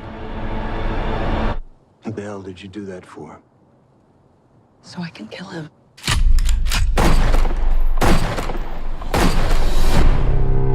Dad, look out! The bus crashed. Mom, what bus crashed? Michael escaped. So that was from the trailer of the new David Gordon Green Halloween. So basically, I'll read a description from IMDb.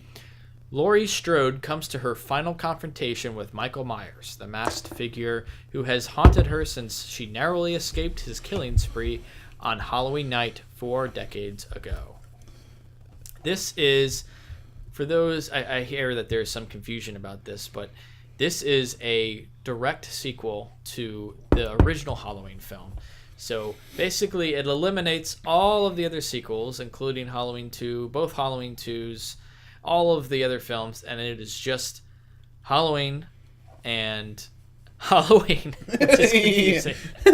It's definitely confusing. But yeah, so it takes just the original, and 40 years later is now this film. Yet they reference Halloween 3. They have many Easter eggs of all the a lot of the sequels actually throughout. But so non-spoilers. Let's talk about our general thoughts, and then we'll get into spoilers. But Zach, what'd you think of Halloween? I liked it. I thought it was good. I didn't love it, and I don't know how much staying power it has. Like, how many times can I rewatch this and still find it great or whatever? But I would say for like a first-time watch, I was pretty engaged the whole time. So some things I'll get into in spoilers that. There's only a couple things I was like, no, I don't like that. you know? But I'd say for the most part, it was good. Like, I think they did a good job at subscribing to just the concept that, like, you don't want the people in the movie to get murdered. I feel like a new trope in a lot of slasher movies is that you just make the characters all shitheads so you want to see them die. But I like that they felt like real kids, and they're like not annoying, and you don't want to see them get murdered. You know what I mean? So I think that makes it a little stronger in that regard. And I thought Jamie Lee Curtis was good. Yeah, I don't know. What'd you think? I also I like this movie. I didn't love it like you. There are things that I'll also get into in spoilers that there are things that bothered me, and there are things that surprised me in a good way. I really liked Jamie Lee Curtis. I liked what they did with her character, and I like her path on this and becoming almost like a Sarah Connor-esque character. Yeah. A little more paranoid, like Terminator but still, 2. Yeah. Right. I liked that, and I liked just seeing Michael Myers back and doing his whole thing, and being brutal, but also not necessarily rooting for people to get killed. I'm sort of like, there is a freaking psychopath out on the loose with a mask on, killing people, and holy shit, watch out. Yeah, totally. There are things that I think I just don't want to spoil. I'm drawing blanks on non-spoilers. It's sort of hard to talk about, but loved the score. The score was good. Fantastic. Yeah. It had some nice updates to the original, but they also had some cool new themes that were like entirely new that felt at home with the rest of it. John Carpenter, have to love it. And freaking loved the opening title sequence. Oh yeah, it was great. The reverse like time lapse of the moldy pumpkin. Of the pumpkin. Yeah, it was awesome. It's like, oh, that's fun, you know? And I think that's the main thing I liked about this is like, yeah, there's like crazy shit happening, but it was fun. Like I had fun watching it, you know? Here's one thing I definitely disliked, and this isn't spoiling. I just felt like there was too much comedy. Wasn't a fan of the comedy. Oh, I liked the comedy. I thought it was good. Here's what I'll say. It's nice to have relief here and there, but I thought that we'd have extreme violence followed by extreme comedy. Like I'm not gonna deny it's funny, but I just didn't feel like it fit with the franchise. I thought they did a good job of it not feeling like improv-y though, because I feel like I don't want to spoil it, but there are a couple things I will mention later. I will say I didn't specifically of the father. The father, whatever he says. Yeah, maybe him. Really? Maybe him a little bit. Really? But like the kid that she's looking after, I loved all that stuff. The kid is great. He was great. I didn't really care for the friend who, like the curly-haired guy who's in the yard near the end. No. Yeah. Didn't really care for him. I didn't think that he was good, and I didn't think that the that scene felt real. But I don't know. For me, I think the David Gordon Green really showed through, and I was worried that it wouldn't. But there were a lot of things that felt very him in this movie. Like that kid talking about like his stinky toenails. And then there's like the dad and the son, and it just like cuts in on them driving, and he's like talking about how he wants to dance and he doesn't want to hunt. Just like weird things like that, where it's like them talking about Bond Me or something, which like that one wasn't as funny as some of the other scenes, but I definitely felt his influence on the movie, but not in an overpowering way, personally.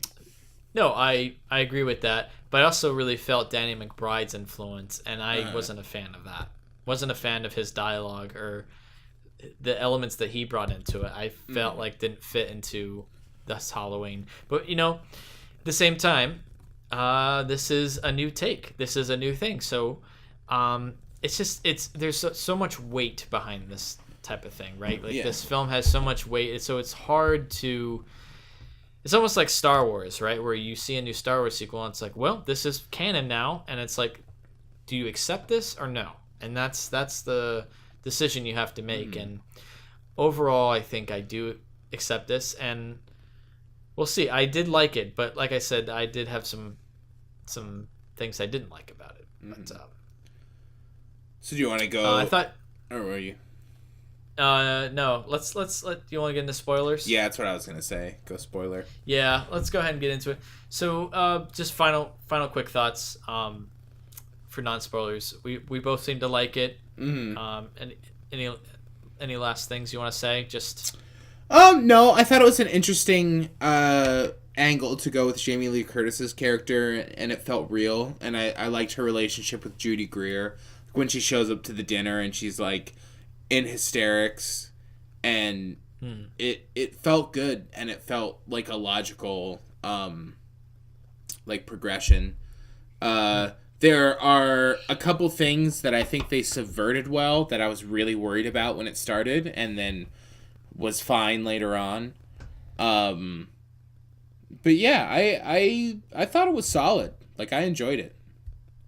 I don't know how much I'll enjoy the rewatch, but I enjoyed the first watch quite a bit. That's a good point. I agree. All right, so we will get into spoilers starting right now. Excuse me, somebody's in here. Hello?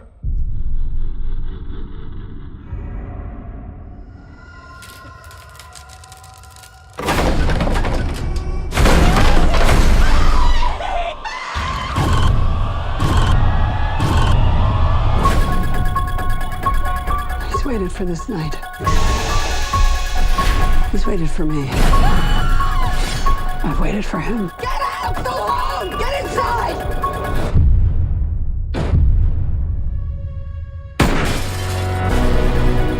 You don't believe in the boogeyman? He's here! Michael!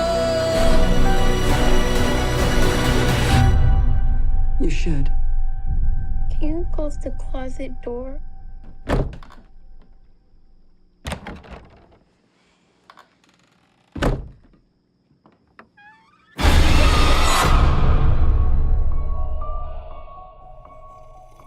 All right, spoiler town for Halloween. Did you have a point to make from what you were talking about before? Nope.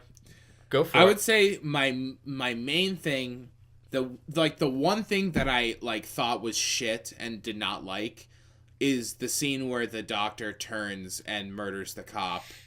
It's just like, okay, what the fuck is that? Like, I did not care for that at all. Especially when he put on the mask. Yeah, that honestly was weird. Which it's just weird. It was like, okay, a slightly more interesting progression of that idea, but that's just like a dumb idea. It's stupid. I don't need it. They hit him. I don't know. They chain him up. They put him in the trunk, and then they drive there anyway. And then he breaks out and kills both of them. And then you're in the same spot that you were, and it makes more sense because what that guy is so obsessed with Michael Myers that he would murder an innocent person. Like, I don't buy that, you know. You don't have to buy that, but I liked the concept. Not necessarily of him killing the cop. I mean, the concept of him being like a more obsessed Loomis to the point where he almost becomes crazy. Like, yeah, but I think it's the fact that he murders him. If he knocked him out or had a syringe and injected him and then handcuffed him to the gate. And it was at least knock him out or something. Yeah, he fucking murdered him. He murdered the sheriff of a town. And it's just what? You murdered this guy? That is crazy. That didn't pan out. It's too far. Yeah. It's too far, yeah. But there's nothing to build that up to make him go that extreme. Yeah. But I will also say that that's the one thing I didn't like. And other stuff was meh. But I would say that's the one thing that I disliked about the movie. I didn't like the dad and his comedic lines of having peanut butter on his penis. What the fuck was that? It was stupid. It was stupid. It was definitely stupid, but it also definitely made me laugh, I will say. Okay, well, I thought it was dumb, but I also I love David Gordon I was Green. Fine. It's such a David Gordon Green thing, and I feel he has very improv-y shit that happens. Yeah. And like I was saying before, I don't know how much I'll like it when I watch it again. Like my initial reaction to that is that that's a fucking weird, funny line. But like when I watch it again, I don't think that'll play as well. You know what I mean? Yeah. Here's another thing I sort of disliked. I thought there was just in the very beginning, once he's loose and it is Halloween night and he's walking around, there's trick-or-treaters. Why is Michael Myers just randomly killing tons of people? That never happens in the original. The original film, it's very calculated. He goes after Laurie Strode, but no, he doesn't go into random houses and start. He doesn't killing go into random houses, people. but he's just killing people. You think he calculated that he was going to murder all of her friends? Yes, he went after them because it was sort of like, if you want to get philosophical, he gets into the point of they're horny teenagers, they're having sex and shit, and he goes to kill them. That's like the point of like the original Michael Myers. I don't know why he goes after Laurie Strode other than that he just targets her and he goes after her. Like, where he stalks the kids. But that's also random. But he finds a target and he goes after it. He was just going in houses and just killing people. But he gains something from every one. Like, he murders that woman with a hammer that he finds in the garage, and then he gets the knife. You know what I mean? Yeah, but then what about the one after that? Right after. The woman the one through in the the window? throat. Yeah. No, that was pointless. Mm-hmm. Yeah, kind of. And then when he's in the babysitter's house with the kid, who I like. The kid was funny. Kid was very funny. He was hysterical. But the way it was, I guess maybe edited was strange because the kid's in there and clearly Michael Myers is in the closet. Yeah, very clear. But he's in there for like, it just feels it's a long time. Way too long. Like too long he's in there. And like, it almost feels like hours pass. And finally she goes to the closet doors open the whole time. They finally go to it and close it. It's like, I don't know. That just felt weird. Yeah, because he would have had to leave the closet and stand in the doorway for him to see him when he was using the bathroom, and then go back into the closet. And it also brings up like, I mean, he could have just like fucking killed that kid whenever he wanted. Just fucking kill him. He's the only one that he didn't like straight up murder. Well, he also doesn't murder a baby. That too. You're right. Which is strange. That it was a strange choice, I guess. Yeah, but I not strange, interesting, I should say. Yeah, I thought it was kind of cool because I don't know. I think part of it is having these people who are obsessed with his like psyche and not being able to like figure it out. So to make him, it is kind of interesting to me because he is just like a merciless murderer and he murders a bunch of people for no reason. But also he's like, I don't need to kill that baby. I don't need to kill this kid. Whatever. You know what I mean? Like it. Yeah. It doesn't even like he doesn't like consider it really. He like looks at the baby. He's like, all right, and just kind of walks away. Not that like that's like a deep thematic thing that really elevates the film, but I guess I didn't mind him it's just a conscious choice. Murdering it's people. It's a conscious choice. Yeah, and I think for me. The switch up of that made me not mind his kind of like mindlessness otherwise. You know what I mean? Mm-hmm. It's interesting. I just feel like it's not very consistent a lot of the time with what he's doing. Yeah, but you know, I don't know how good or how consistent the first one is as opposed to just like being stylistically well done. That's fair. That's fair. It's like I love the first movie. It's great, but like it's just a well done version of a guy running around killing people. You know what I mean? Like it's I agree. So for me, I don't think this is as good as the first one, but yeah, I guess it's just not a detractor as much personally. I do like that they don't ever really show his face. Yes, sort of I was worried that they would, and I'm glad that they didn't. Big fan of that, and his mask did look pretty. His mask looks spot on. The scene where he puts it on is great too. And he shuts the trunk. Yep. I'll also say that I think generally there are definitely the spots in the movie that are like very violent, like the one through the throat that we were just talking about. It's a lot bloodier than any of the other Halloween movies. But also I appreciated how much was off screen as well. There was a lot of aftermath of violence, but you didn't see a ton of the violence. Like, there was a lot of gunplay, and then there was mainly that stab through the throat. And aside from that, you really didn't see things, like, happening to people. Yeah, like the one where he stabs in the kitchen. You don't see that. Yeah, she's just dead. And then, like, the severed head that becomes a jack-o'-lantern, that's just, like, done. The guy, the gas station attendant, he's just dead. The boyfriend, you just find him dead. You know what I mean? And I like that because, honestly, I don't like, the older I get, I still like horror movies because I like the genre and the feel. And I like the way, like, the tone is and the sounds are. But, like, the older I get, the less I just, like, don't need to see that shit. You know what I mean? It's like, I don't need to see a knife going into a body. Like, I just don't care. You know what I mean? Like, so I like the babysitter too. Yeah, she's being stabbed out of frame. Yeah, you know? Totally. And it's just, I think they put enough in to satisfy the people that were like are looking for like a crazy kill. Like, mainly the one being when he just stabs that lady through the neck. Which is that's the biggest insanely graphic. And I'm not trying to say that that's not like that, but I did appreciate that it didn't indulge in that all the time. It wasn't all that. You know? Yeah. Another part is where he curb stomps the skull. He doesn't curb stomp it. He just crushes it with his foot. Oh yeah, totally. But that's like so outlandish that it brings it back a little from being, you know. But once again, insanely graphic. But also, but it's fairly spread out. It's not like back to back to back to back, you know. Yeah, I'm not like seeing like a close up of a knife just going into someone, just like seeing like people getting like stabbed in the head. You know, it's just like I just like don't need to see that. You know.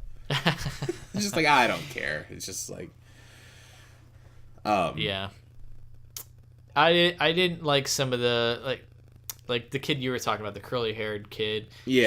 What it sort of became like super bad for some reason. It was weird. Yeah, I guess I get what they were going for with like him making a move, but I feel like that could have gone over better. Not necessarily gone over better of what actually happens, but just like been a smoother transition. Because then the scene where he's sitting in the yard and you can see Michael Myers behind him and it's just like the shape in the background of his mask. Really good. They did a lot of really good framing empty doorways and like negative space to make you think that he's gonna come, and he doesn't. And I really like that. And then you see him over the shoulder and you're like, oh shit, he's there. And wouldn't any other kid literally holding beers be like, oh shit, and run away? And he's like, oh, I'm sorry, man. Like, oh, I just like this girl, man. I'm in your like yard. That girl? Oh, man. Like, oh, you understand what? Oh, no. Oh, this is scary. It's like, okay, no one would do this. Like, clearly, if he lived in this small town, this guy that he clearly knows someone else, and he wouldn't want them knowing that he was wasted carrying like 12 beers in his hands. You know, you would dart. Yeah. You would take off. Yeah, you would fucking run away. I just found that, like, I didn't like it. I guess I said I didn't like the one scene earlier, but I guess I didn't like that scene either. I liked the gag of the lights turning on and him coming closer, but it was staged. That was cool. It was staged kind of weird, and I think it would have worked better if everything just moved faster. Yeah, agreed. But it was cool, I guess, when he finally got there. And I did like when he gets to basically the gate and the girl like sees him. Yeah, kind of cool. Totally. And he's got. She did a good job. Yeah, I liked her. She was good. Yeah, I liked her. Go ahead. I was gonna say I did not like the reporters. That was the thing I referenced. The podcasters. I referenced earlier where I was like, there was some shit that had me real worried when it started, but it evened itself out. I was like, are these gonna be the fucking like main characters of this movie? Like, god damn it! Like, why are they in this movie? Like, and it makes sense having seen the movie, And I like it because it makes you think that, and then they just get fucking murdered. You know what I mean? Right. And I like that happens in broad daylight as well. Yeah. But yeah, that had me worried for a sec because they are just like boring. Just like, oh, two boring people that for some reason like podcasters got like we're podcasters, Wes. Do you think we could get access to like an insane asylum to go like visit like a like heavily guarded patient who's a crazy murderer? Also, do you think we would have access to actual evidence of getting the mask of the killer? Like, it's pretty crazy. How would he get the mask? And to an extent, who cares? But also, like, if they were in the movie anymore, I'd be asking a lot more questions. You know what I mean? Yeah. Like, it's kind of outrageous. And also, another thing of, like, who cares? It's cool, but it doesn't make any sense. In the beginning, what is this place where they just all stand out in the yard tied to, like, a perimeter? It's like, makes no sense. This would not be a thing. But does it work for the scene? Yeah. And it's creepy. And, like, I mean, it's the creepy. Scene. It's creepy. So I don't care. But, like, it is. That's nitpicking at that point. Goofy. Yeah, it's nitpicking for sure. But I think the movie excels in having things like that, where it's like, this is goofy as fuck, but also it's like, I mean, I think we're all here to have fun. You know what I mean? Like, it seems like it knows that it's trying to be a fun movie, and I think it was, you know? You also can't take it too seriously. Exactly. We're watching Halloween here, guys. Like, you know, it's a slasher movie. It's not, you know, like it's like we were saying earlier. Picture. It's like, the original Halloween's amazing, but when you get down to it, it's just a guy in a mask running around killing people. You know what I mean? There's not with a really good style and there's not a lot score there. It's just executed very well. So I think they kind of stuck to that in a good way. Let's get to the part where near the end, I guess, where all the girls are now, the women are now in the house. Yeah, and I loved all of that. Yeah, it was awesome. I loved. I liked the traps. The traps were. Yeah. I was like, oh, this is fucking like her cool. locking the rooms. Her locking the rooms and just the whole idea of the basement and the and underneath the counter space and totally at the end when the gate closes and he's trapped. And they actually trap Michael Myers. It's like, this is cool. We've never seen this. It's great. And she's prepared this. Like, literally been spending her whole life doing this. So like, it'd be pretty thought out, you know. Which let's just say, maybe it's a little unfounded. I mean, 40 years, she's still acting like this. I mean, a little crazy. I don't know. I just feel like she probably would have gotten over it by then, but it's fine. Maybe it's fine. But it's Halloween. But whatever. Also, I think it comes as at an age where, like, I mean, I don't know. It's just like, I have no idea how that would feel. So I guess it makes sense to me that, like, someone who, like, it's like if you get scared after a movie and you have to turn the lights on and look around or, like, check your bathroom. It's like, imagine that, but, like, that shit actually happened to you. It'd be very traumatizing. Like, thinking someone's dead and then... Not saying it wouldn't be traumatizing, but I think it's taken into account our cultural knowledge of Michael Myers and that he's, like, an unstoppable force. Yeah. And because as a culture, we all know that he is, like, basically unkillable, that plays into her kind of, like, paranoia and why, as a written character, why she would rig all these traps and set up her house and have all these guns. That's a good point, because if this is a direct sequel to the original Halloween, while he does get shot multiple times and survive, he isn't as like immortal seeming as he is in the scale of, like, the whole series. Right. So that is a very good point. You're right. Yeah, I feel like that is a big play into it, but I mean, that's fine. That's where we are at, I guess. But that being said, I liked it. I liked that. Like I said, she was like a Sarah Connor type. Yeah. Almost just like a little crazier and had like her house rigged and totally didn't expect like the the gates between the rooms. Yeah, and totally the flames that she ignites the house and everything.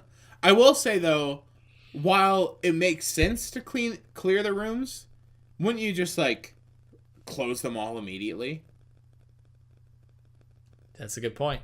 Just close them. Don't check them. Just close that shit. And then if he's not in them, he's gonna show up eventually. You know what I mean? Like, just fucking close all that shit because he's not getting out. You know? Just boom, boom, boom, boom, boom. Yeah. Like, but then also, now it's closed. In her room, there's like a giant bay door and like a balcony. It's like, let me shut that door. You know?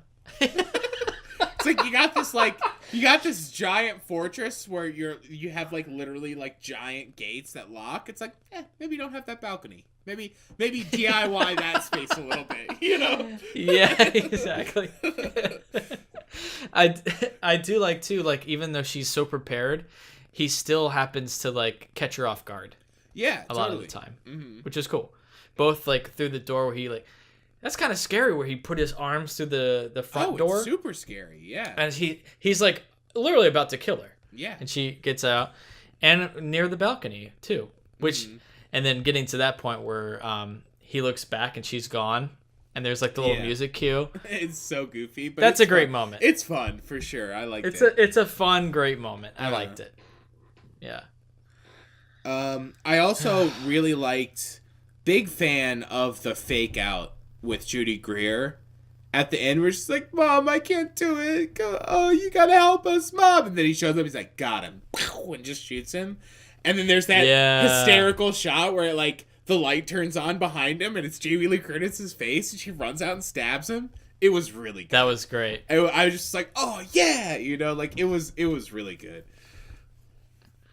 Yeah, it was good. I got to give props to David Gordon Green though for doing this film because it has his own take on it, but it's totally not in his usual realm. Yeah, definitely. And I thought he did a pretty good job for shooting a different style like this, like a horror with some action in it. Yeah, totally. Because I think it while it's not like visually stunning, you know what I mean? It's not like I was like, man, the compositions in that, it's still good and like well done. And I think there are moments that feel significant and like visual moments in the movie. But it's also very story oriented and not super distinct visually, but not necessarily a detractor. It's not like I was like, this looks like shit, but I don't know. What were you gonna say? It's definitely distinct, I think, compared to all the other films in the franchise. Especially in the beginning. I thought the editing was really well done. Yeah, sort definitely. of like the close-up, shallow depth of field sort of tension scenes, and the way that was cut in the very beginning with the podcasters and like leading into the title sequence. I thought that was really well done. Yeah. Yeah, I guess he just shoots from other stuff I've seen of his.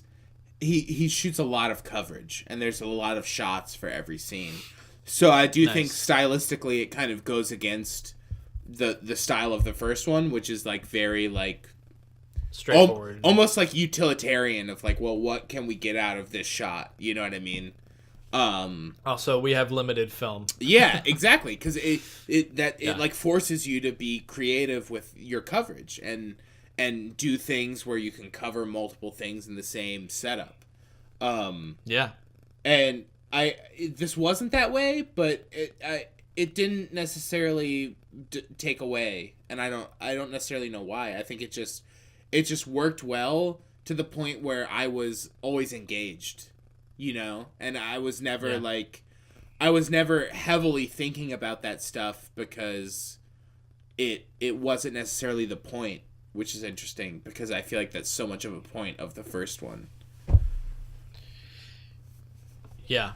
And this was shot digitally. I believe it was shot on the Alexa. Nice. It looked fucking good. Yeah, it looks good. Also, I should have mentioned this in non-spoilers. I should have mentioned that I think part of... I feel like I would have enjoyed it even more if I hadn't watched any trailers.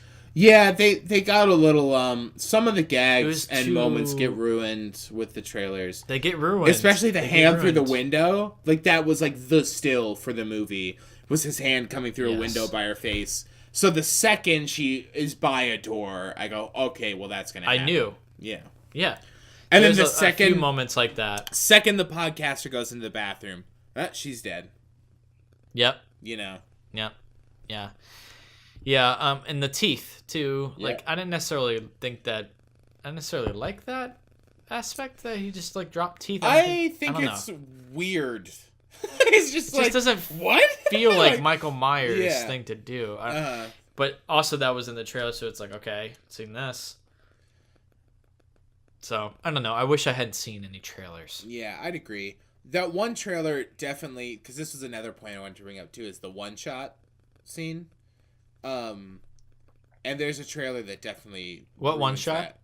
Which part? The scene where he murders that woman through the neck, and the thing I like about it so much is that like it's almost like wait, what one shot? But it's a really good single take, but it's not like super showy. It just makes sense. You know what I mean? Yeah. Because like it starts on a bunch of trick-or-treaters. Yeah, and he bumps into them, over. And then he walks through the back, goes into someone's garage, gets a hammer, comes out, murders a woman. We don't see it, and then he goes in, sees the baby, goes upstairs, comes down, goes out of the house, goes into a new house, and it's all one shot. But it's not like, look at this fucking sick one shot we did. You know what I mean? Yeah, it's not showy. Yeah, it just like I was like, oh, I don't think it's cut. Oh, that's cool. You know? Yeah. It's interesting.